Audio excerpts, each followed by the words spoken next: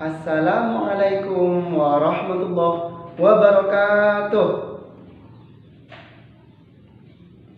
Halo, selamat pagi anak soleh. Apa kabar kalian hari ini?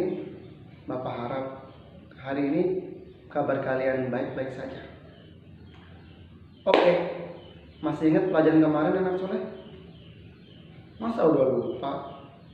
Hari ini udah pada sholat subuh kan? Iya dong, masa anak soleh nggak sholat subuh? Nah, kemarin kita belajar tentang dakwah Rasulullah yang dilakukan secara diam-diam, sembunyi-sembunyi. Jadi nggak ada yang tahu.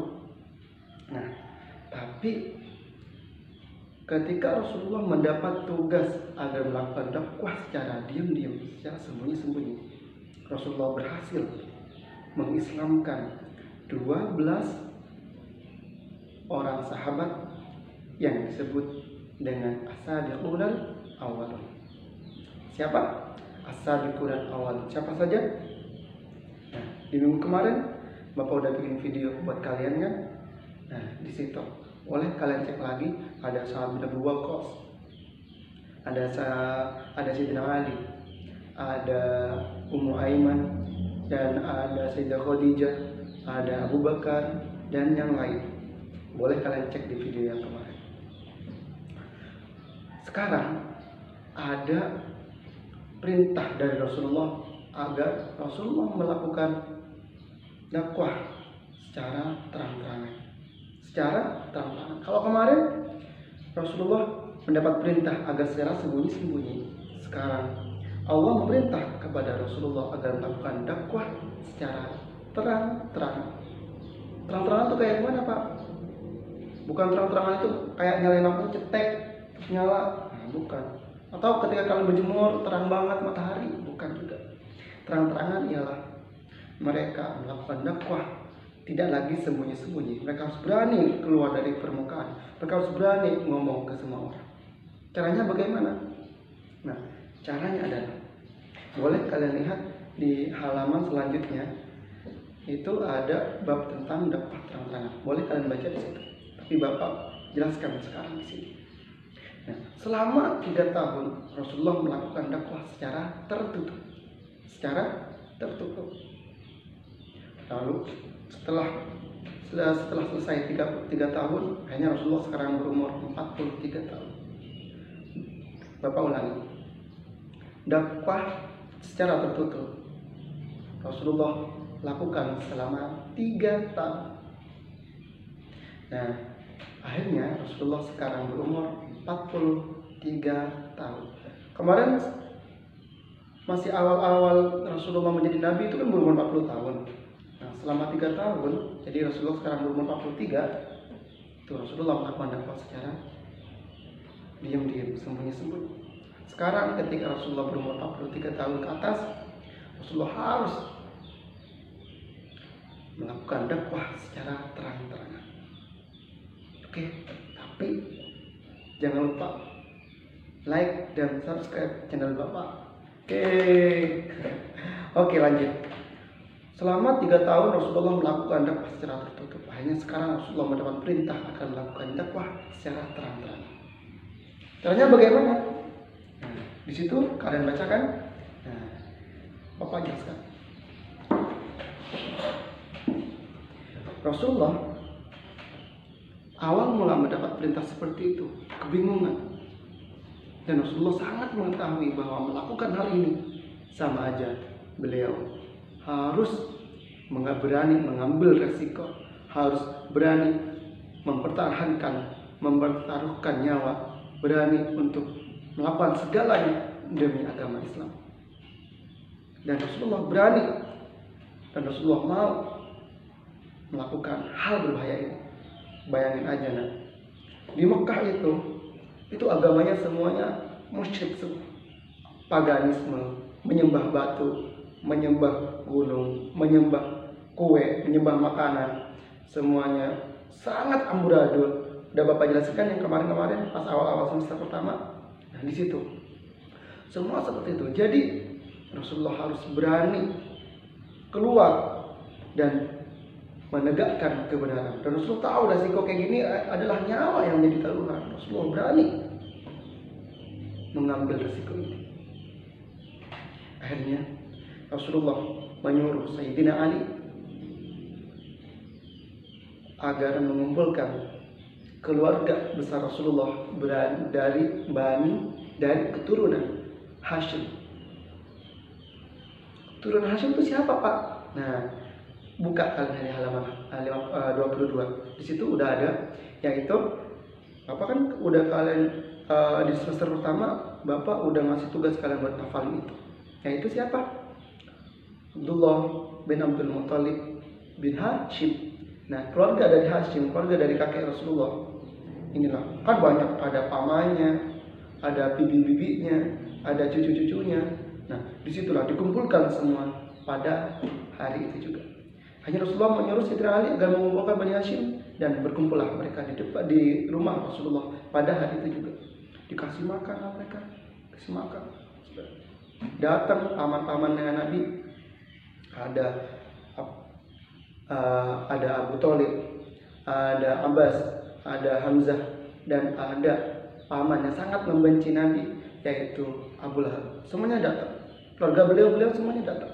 40 orang mereka datang pada pertemuan itu. Datang semua. Akhirnya setelah datang, setelah dikasih makan semua, Abu Lahab yang sangat membenci dengan Nabi Muhammad itu langsung melihat gelagat pertemuan seperti ini, dia merasa aneh. Apa yang dilakukan oleh Nabi Muhammad ini? Kayaknya ada yang gak beres dengan ini.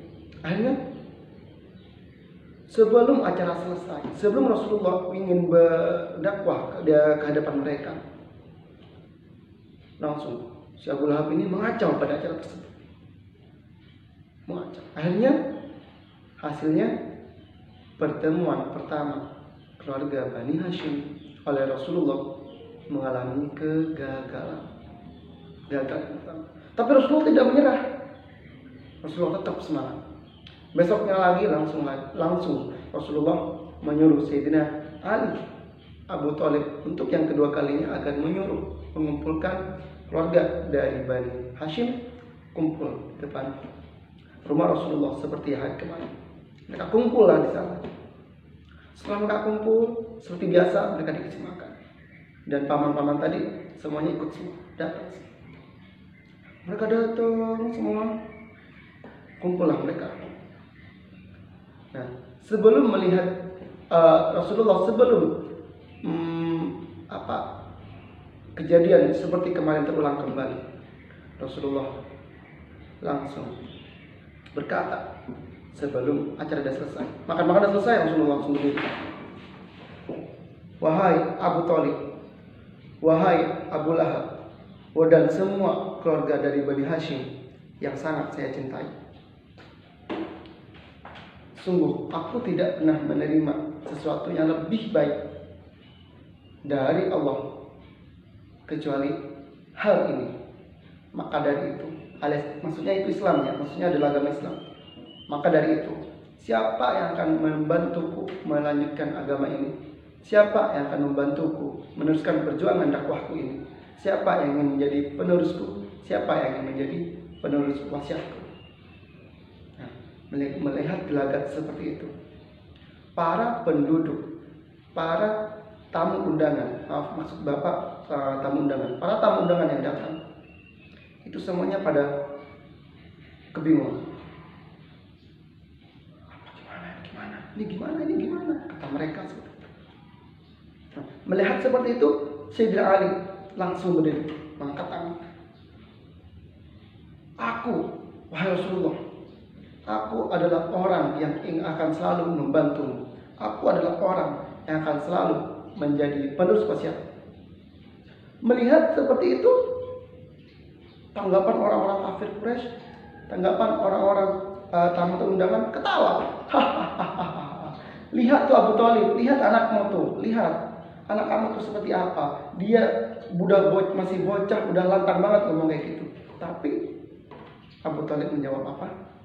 Abu Thalib tidak serta-merta ngomong ih kamu ngapain sih? Gak serta-merta kayak gitu, apalagi ngejikta. Enggak, tidak. Abu Thalib dengan bijak berkata, wahai Muhammad, sungguh engkau adalah orang yang baik hati. Terima kasih atas pertolonganmu. Aku adalah pamanmu, dan aku adalah menjadi orang yang akan selalu mendukungmu, dan orang yang selalu akan melindungimu dari apapun. Pada saat itu Abu Thalib itu menjadi pemimpin kabilah Bani Hashim, jadi pemimpin suku Rasulullah itu dipimpin oleh Abu Thalib. Akhirnya, tapi wahai Muhammad, kata Abu Thalib, lanjutkannya tadi.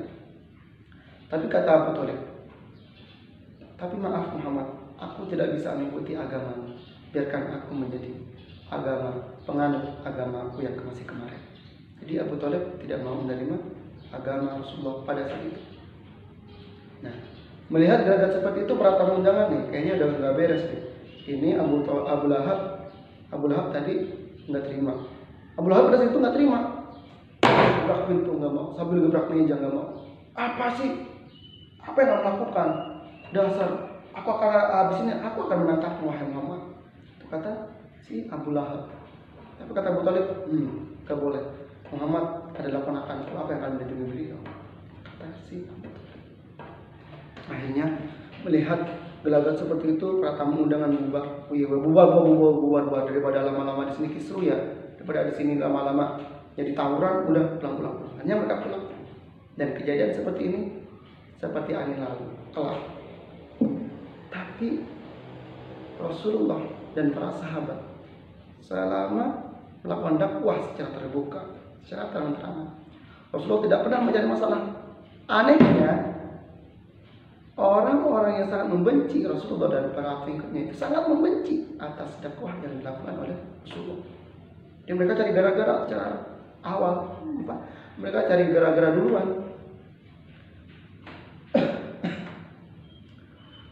Suatu hari ketika sahabat Nabi pengen sholat, mereka tuh kalau sholat bukan di masjid ya.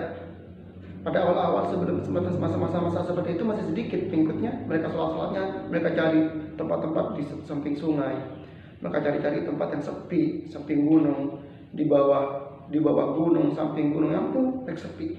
Mereka sholatnya seperti itu karena mereka nggak berani.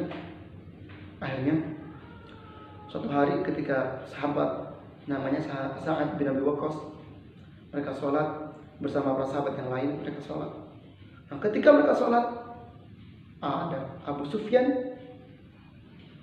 Abu Sufyan ini adalah dedengkot orang kaum kafir Quraisy, mencari masalah.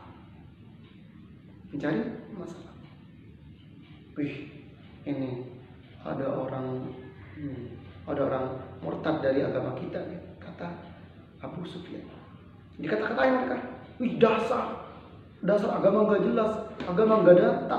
Hanya karena nggak kuat Abu Sufyan ketika sholat, nggak kuat, udah sampai ke ubun-ubun marahnya, panas kayak gitu. Hanya Abu Sufyan selesai sholatnya langsung ambil tulang unta, diambil langsung dilemparin ke muka Abu Sufyan.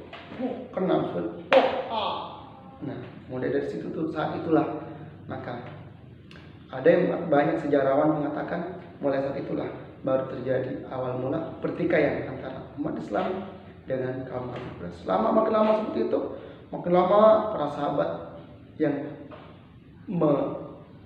meyakini dengan agama Rasulullah yang masuk Islam itu makin disiksa oleh kaum kafir Quraisy.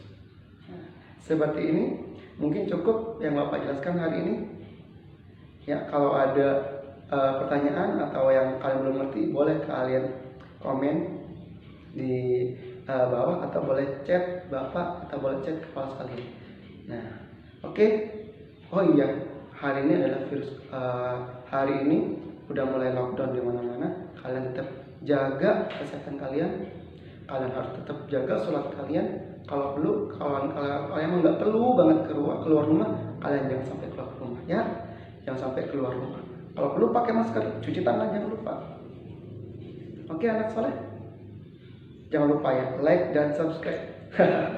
Oke, Bapak akhiri pertemuan kali ini dengan pembacaan Assalamualaikum warahmatullahi wabarakatuh.